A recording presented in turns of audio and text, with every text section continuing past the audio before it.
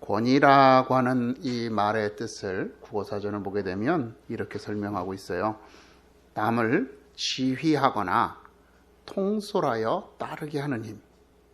또 하나는 일정한 분야에서 사회적으로 인정을 받고 영향력을 끼칠 수 있는 위신이라는 의미를 가지고 있습니다. 그러니까 아마 남을 지휘하거나 통솔하며 따르게 하는 힘 이러면 아마 대표적인 게 이제 부모가 되는 거겠죠. 그죠? 우리가 결혼을 해서 아이를 낳게 되면 자녀에 대한 어떤 그런 보육의 의무도 있지만 그 아이들을 잘 지도할 수 있는 또한 권한도 있는 거죠. 그래서 부모의 권위는 어떻게 보면 천부적인 것이다라고 할 수도 있을 것 같아요. 모든 사람들이 부모가 되면 자연스럽게 주어지는 권위이기 때문에 그렇죠.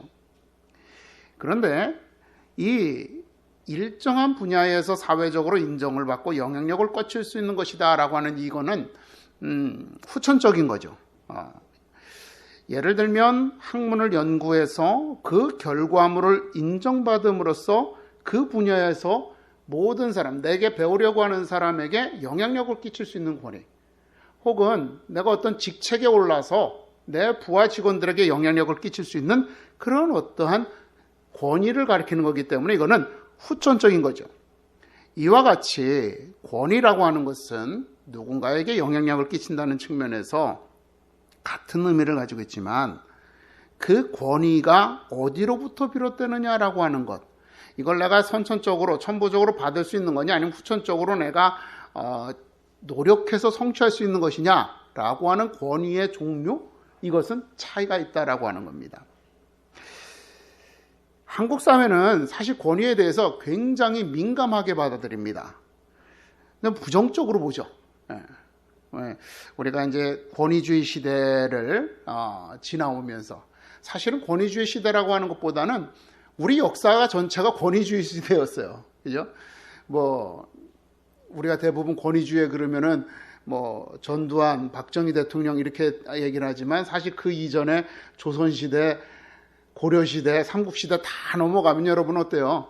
왕의 권위가 모든 것을 지배하고 통치하는 시대였잖아요. 그렇기 때문에 이런 권위에 대해서 우리는 굉장히 부정적인 인식을 가지고 있습니다. 그러다 보니까 학교에서는 이제 개인의 인권의식이 자라나면서 학교에서는 학생이 선생의 권위에 도전을 하죠. 예전에 어떤 유튜브 영상을 보니까 50대 되는 선생님이 초등학생, 중학생 어린애들이라고 이렇게 무슨 트러블이 생겼어요. 그랬더니 애들이 막 선생님한테 던지고 막 때리고 하는데 그걸 자기네들 핸드폰으로 찍어서 올리는 거예요. 참, 가히 우리가 어렸을 때는 상상할 수 없었던 일들이 벌어지는 거예요. 또 가정에서는 자녀가 부모의 권위에 도전을 하죠. 그죠? 그래서 어린아이가 상전이 돼버리는 시대가 되잖아요.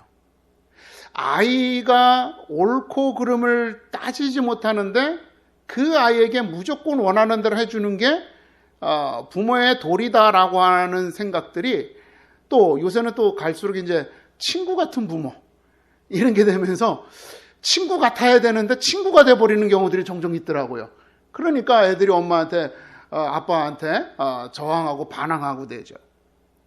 직장에서는 부하 직원이 상사의 권위를 무시합니다. 요새 보통 보면 이제 또 직장들은 또 뭐가 있어요? 상급자 평가하는 것도 있잖아요. 인사고과에 들어가는 것도 있고요.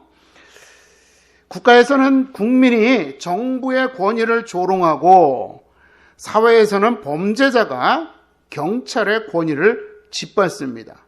교회에서는 목회자의 권위가 무시당하고 있는 거죠. 왜 이런 일들이 벌어졌을까? 물론 우리가 앞서 말씀드렸던 것처럼 우리가 권위주의 시대를 거쳐오면서 권위에 대해 부정적인 인식을 갖는 것도 당연하겠지만 그 부정적인 인식이 왜 비롯됐느냐라고 하는 거죠. 그것은 권위를 가진 사람들에 대하여 실망하였기 때문이다라고 하는 겁니다. 권위를 가진 사람들이 불법하게 권위를 사용하거나 혹은 사익을 추구하는데 그 권위를 사용했기 때문이라는 거죠. 예전에 제가 알던 전사님이 분당 쪽에 아파트를 하나 가지고 있어요. 그때 신학생이었었거든요. 지금부터 뭐 한 20년 넘었죠. 어떻게 샀냐 그랬더니 자기 형이 토지공사인가 거기 있는데 미리 사두라 그랬대요. 거기를 전철역 생긴다고. 이제 제가 조금 뭐 약간 뭐 그냥 이거는 그냥 우스갯소리지만 우리 사회에서 이런 거 많이 보잖아요. 그죠? 자신이 가진 어떤 지위, 그게 이제 한창 우리나라에서 유행했던 뭐 권력남용, 뇌물 이런 거죠. 이렇게 부당한 방식으로 권위를 취득하거나 취득한 권위를 부당하게 일방적으로 사용했기 때문에 그걸 보면서 사람들이 야, 권위라고 하는 것이 정말 별거 아니구나. 저건 존경받을 수가 없구나라고 생각을 한 거죠. 그들은 권위를 취득하는 것을 성공을 위한 수단이나 자신의 욕망을 충족시키기 위한 수단으로 취급했던 겁니다. 사실 그런데 여러분, 권위는요, 우리의 욕망을 충족시키거나 혹은 내가 더 높아지기 위한 내 꿈을 이루기 위한 수단이 아니라 사실은 이건 결과잖아요. 그죠? 내가 어떤 경지에 오르렀을 때 내가 요구하지 않아도 사람들이 자연스럽게 내게 와서 내 말에 귀를 기울이게 되는 게 이게 권위잖아요. 그런데 우리는 힘으로, 권력으로, 어떤 뭔가 부당한 방법으로 사람들을 내 아래 무릎을 꿇게 하고 그리고 내가 권위를 가지려고 한다는 거죠. 그럼으로써 내가 성공하려고 한다는 겁니다. 그 결과 이 사회는 지도력을 잃어버리고 혼돈과 반목, 갈등, 온갖 어수선함으로 얼룩지게 되는 것입니다. 이러한 현실 속에서 오늘 본문의 말씀을 보면 우리들에게 이렇게 말씀하세요. 너는 모든 것을 가르치고 모든 권위로 권면하고 책망하라. 그죠? 권위가 무시되는, 권위가 부정되는 이 사회 속에서 예수님께서 사도 바울이 디도에게 한 이 모든 권위로 책망하고 권면하라라고 하는 이 말씀은 디도에게만 하는 것이 아니라 하나님께서 사도 바울을 통하여 디도에게 얘기함으로써 모든 후대의 그리스도인들이 이 말씀을 본받으라고 하신 말씀이잖아요. 그러니까 이건 디도에게 하신 말씀이 아니라 그 시대만이 아니라 오늘 우리 이 시대에도 이렇게 권위가 무시를 당하는 이 시대에도, 부정당하는 이 시대에도 우리에게 권위를 가지고 권면하고 책망하라라고 하는 이런 말씀이다라고 하는 겁니다. 정말로 우리가 사회적으로 모든 권위에 대하여 거부당하는, 부정하는 이러한 시기에 우리가 어떤 권위를 가지고 권면하고 책망할 수 있을까요? 사실 우리가 좋은 말도, 충고도요, 그죠? 충고도 괜히 잘못하면 무시당하고, 비난당하고, 조롱받고, 또 어떤 때는 아주 그냥 뭐라 그럴까, 인간관계가 깨지는 경우도 있단 말이에요. 그래서 사실 우리 모든 사람들이 내가 충분히 권위를 가지고 친구라고 하는, 동료라고 하는, 부모라고 하는, 선생이라고 하는 권위를 가지고 권면해주고 가르칠 수 있는데도 얼굴을 돌려보는 경우들이 더 많잖아요. 그게 우리 현실이란 말이에요. 이웃은 고사하고 내 가족에게조차도 이렇게 권위로 말했다가는 자녀들이 막 불평하고 그럴 텐데 어떻게 우리들에게 이렇게 말씀하라 명령하시는 걸까? 우리가 이 말씀에 순종하기 위해서는요, 성경에서 말하는 권위, 즉 그리스도인으로서의 권위가 무엇인가라고 하는 것에 대해서 살펴봐야 됩니다. 그리스도인의 권위는요, 하나님으로부터 말미암는 거죠. 그죠? 아까 말씀드렸던 부모로서의 어떤 권위와 같이 태어나면서 받는 권위가 아니에요. 이거는 모든 인류에게 주어지는 거예요. 또 내가 열심히 공부하고 일하고 그래서 내가 얻는 사회적인 권위도 아니에요. 후천적인 것도 아니에요. 이거는 내 노력의 결과지잖아요. 그런데 이 그리스도인의 권위는 태어날 때부터 부여되는 것도 아니고 우리의 노력에 따라서 취득하는 것도 아닌 하나님의 은혜로 말미암아, 그죠? 모든 사람이 아니라 그리스도인에게만 주어지는 거라는 겁니다. 그리스도인에게만. 사도 바울이요, 디도서 1장 3절을 보게 되면 이렇게 말씀하세요. 이 전도는 우리 구주 하나님이 명하신 대로 내게 맡기신 것이라. 그죠? 그거 사도 바울이 사도가 돼서 복음을 전할 수 있는 이 권위는 내가 누군가에게 하나님의 말씀으로 말하고 선포하고 할 수 있는 이 권위는 하나님께로부터 받은 것이다라고 하는 겁니다. 오랜 수련이나 혹은 수도나 고행 등을 통해서 얻어지는 것이 아닙니다.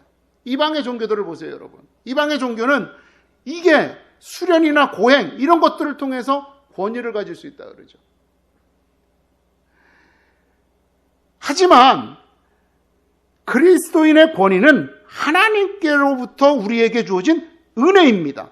그렇기 때문에 이방의 사람들 혹은 사회적인 권위를 가진 사람들은, 다른 권위를 가진 사람들은, 세상의 권위를 가진 사람들은 내가 얼마나 노력했는지, 내가 얼마나 대단한 사람인지 이걸 자꾸 자랑을 해야 돼요.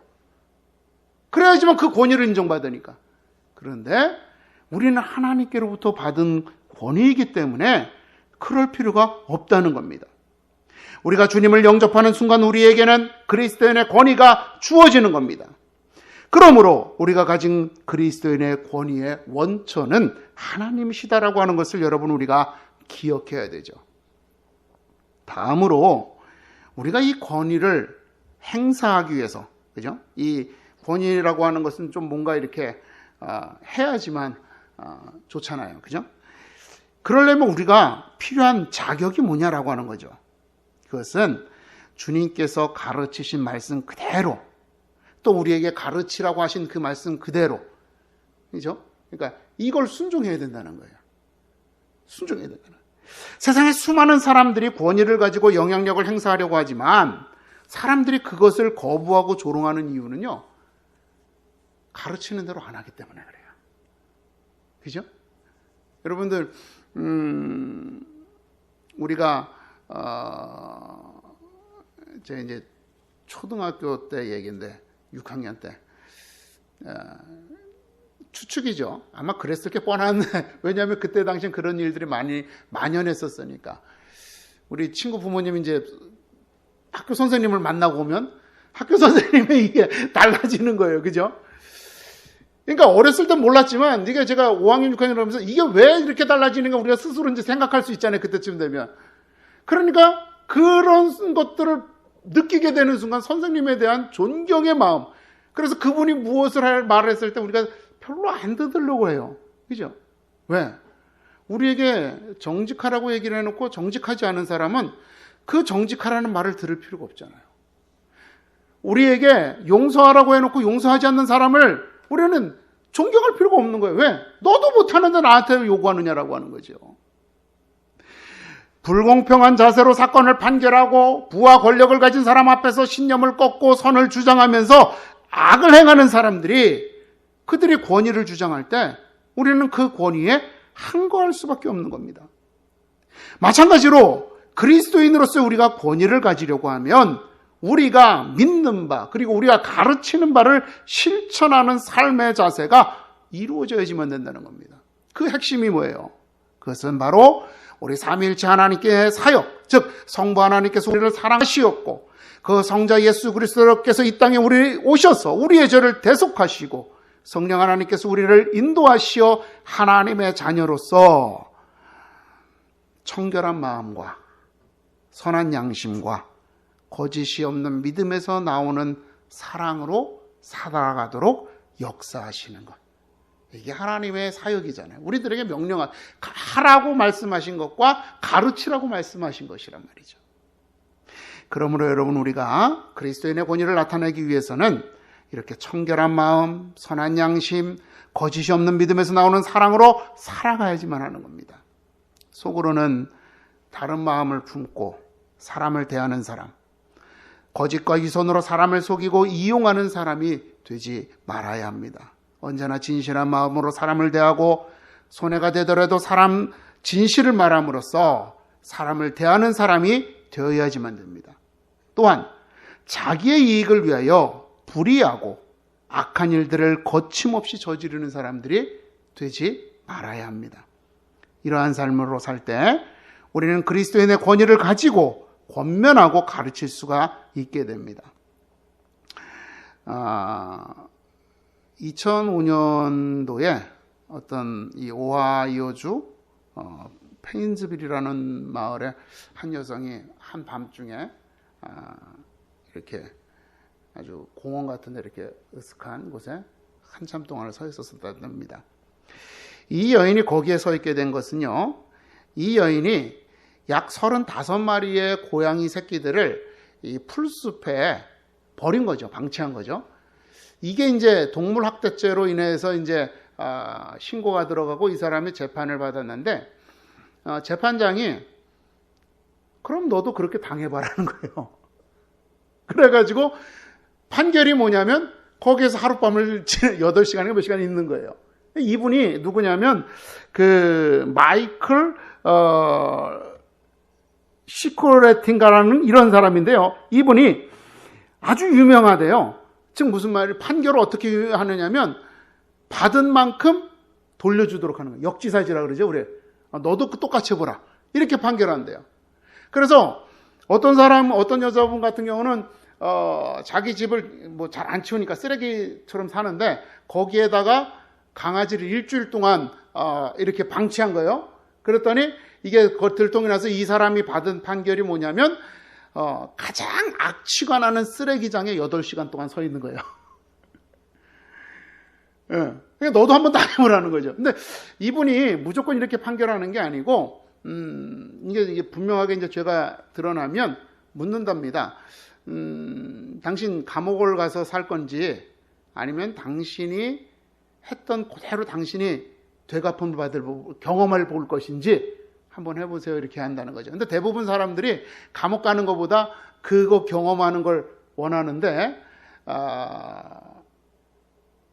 그러고 나면 대부분 차라리 감옥 가는 게 낫다 그런다는 거죠. 그래서 이분의 이 판결 때문에 논란이 많았는데 뭐라 그러냐면 이 통계를 보니까 미국에서 그 교도소에 갔다 온 사람들이 다시 범죄를 일으키는 확률이 75%래요. 그리고 1년 안에 1년 안에 범죄를 다시 저지를 수 있는 확률이 50%라는 거죠. 근데 이분이 이 판사의 판결대로 선고를 받고 죄값을 치른 사람들의 재범률은 10%라는 겁니다. 좀 약간 상황은 다르지만 제가 왜 이 말씀을 드리냐면 우리가 뭔가에 대해서 다른 사람들에게 설득력 있게 호소하려고 하면, 그리고 내가 뭔가를 다른 사람들에게 선한 영향력을, 아니 악한 것도 마찬가지겠죠. 영향력을 끼치려면, 권위를 가지려면 내가 그 나의 권위의 원천이 되는 것들에 대하여서 내가 전문가가 되어 있어야 된다는 거예요. 즉 무슨 말이에요? 그대로 살 수 있어야지만 된다는 거죠. 그때 내가 권위를 가질 수 있다는 겁니다. 마지막으로 우리의 권위는 예수 그리스도를 본받아야 한다는 겁니다. 여러분, 교회 내에서도 권위, 권세 이런 말들을 이제 많이 쓰시죠. 영적인 권위, 영적인 권세. 이제 안타까운 거는 뭐냐면 그런 분들이 뭔가 다른 사람들보다 자기가 우월적 지위에 있다라고 하는 듯한 행동이나 말투들이 있다라고 하는 거예요. 실제로 어떤 경우에는 그런 것들을 이용해서 본인의 사익을 취하기도 하죠. 근데 우리 예수님께서 우리들에게 보여주신 권위는 어때요? 겸손함이에요. 그죠? 왕으로 오실 수 있었지만 마구간에 태어나신 거예요. 어느 한순간 당신의 그 능력으로 모든 악한 권세들을 물리칠 수 있으셨지만 그 권세에 희생이 되셔서 십자가에 달리시는 거예요. 스가랴 선지자는 이 예수님의 권위에 대해서 이렇게 말씀했었어요. 보라, 내 왕이 내게 임하시나니 그는 공의로우시며 구원을 베푸시며 겸손하여서 나귀를 타시니 나귀의 작은 것 곧 나귀 새끼니라. 왕이 오는데 겸손의 모습으로 온다는 거예요. 그래서 여러분도 우리가 한동안 우정했던 찬양이 뭐예요? 겸손의 왕이잖아요. 이게 하나 예수 그리스도의 권위라는 겁니다. 그분의 리더십이라는 거죠. 예수님께서는 이 예언을 성취하시기 위하여서 십자가에 달리시기 전에 실제로 예루살렘 성전에 입성하시면서 나귀 새끼를 타고 들어가셨단 말입니다. 우리는 이걸 본받아야죠. 우리 하나님께서 내게 어떤 권한, 달란트, 재능을 주셨다고 이것을 가지고 사람들을 지휘하고 사람들을 지배하는 것이 아니라 이걸 가지고 섬기고 그들을 앞에 우리가 겸손하게 나아가라는 겁니다. 오늘 우리에게 필요한 권위가 뭐냐? 예수 그리스도께서 보여주신 이 겸손이라고 하는 권위라는 거죠. 사람들에게 존경을 받으려고 하거나 사람들보다 더 나아지는 삶을 살아가려고 이 그리스도의 권위를 사용하는 것이 아니라 예수 그리스도께서 우리들에게 보이신 것처럼 우리들 스스로 권위를 낮추는 것, 바로 이 권위가 우리가 행사해야 할 권위인 줄로 믿습니다. 여러분, 이렇게 하지 못했기 때문에 교회가 세상에서 배척당하는 겁니다. 성도가 세상에서 무시를 당하게 되는 겁니다. 디모데전서 1장 5절을 보게 되면 사도 바울이 디모데에게 이렇게 말하죠. 누구에게든지 업신여김을 당하지 말아라. 그냥 무시당하지 말라는 거예요. 근데 그러면서 뭐라고 말하는지 알아요? 4장에 보니까 내 연소함을 업신여기지 못하게 하고 오직 말과 행실과 사랑과 믿음과 정절에 있어서 믿는 자에게 본이 되어 내가 이를 때까지 읽는 것과 권하는 것과 가르치는 것에 전념하라. 1장에서 너 업신여기지 말고 제대로 가르쳐 이렇게 말씀하셔놓고 4장에 가서 뭐래요? 내가 업신여기는 당하는데 어리다고 업신여기는 당해요. 여러분, 왜 어리다고 우리가 무시를 하죠? 사실 요새 우리 젊은 친구들이 어른들처럼 어떤 똑같은 대우나 대접을 받기를 원하는데 어린 사람들은 아직 미완숙됐기 때문에 실수나 실패가 있어요. 자기가 말하는 것도 지키지 못하고 자기가 알고 있는 게 한계가 있죠. 그러니까 우리가 조금 젊은 사람들은 더 겸손해야 될 이유가 있어요. 물론 어른들이 그렇다고 무시해서는 안 되죠. 사랑으로 가르쳐 주려고 하는 그런 마음이 있어야 되지만 이게 업신여기는 당하는 이유예요.